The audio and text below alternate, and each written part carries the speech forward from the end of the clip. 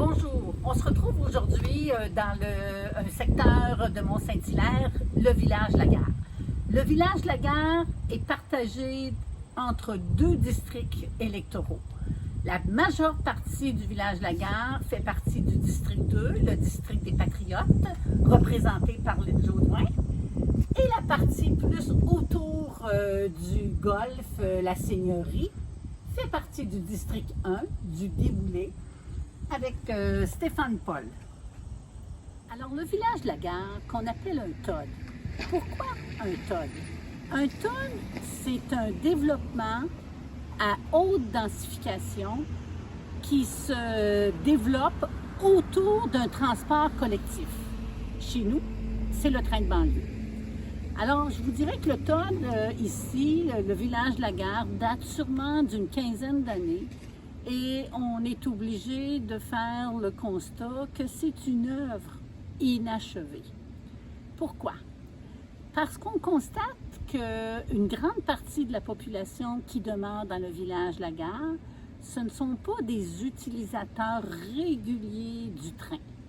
Quand on vient le matin aux heures de pointe, on constate des arrivées d'un peu partout, des localités avoisinantes. Donc, il n'y a pas nécessairement une population captive qui nous permettrait d'avoir des commerces de proximité rentables. On note aussi beaucoup de personnes du troisième âge qui ont vendu leur maison à Mont-Saint-Hilaire, qui choisissent de venir vivre cette étape-là de leur vie au village La Gare. On observe aussi que la plupart ont une à deux voitures.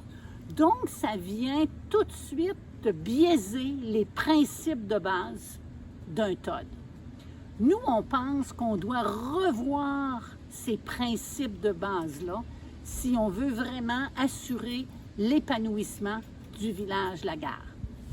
Je crois que ce qui serait bien, étant donné que le quartier ici, il y a beaucoup de jeunes familles, beaucoup de jeunes enfants aussi, c'est une place où est-ce qu'il y a plein de potentiel pour avoir des services, un petit peu plus de services collectifs, que ce soit une piscine, une patinoire, des locaux. Ils sont là, de toute façon.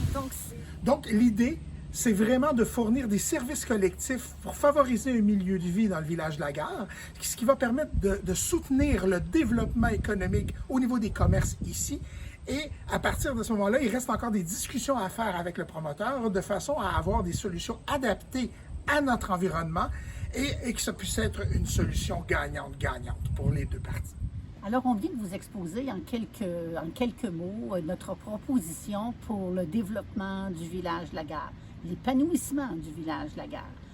Alors, le mouvement citoyen est prêt à s'asseoir, à négocier des mesures d'encadrement rentables, adaptées à notre réalité, des solutions gagnant-gagnant.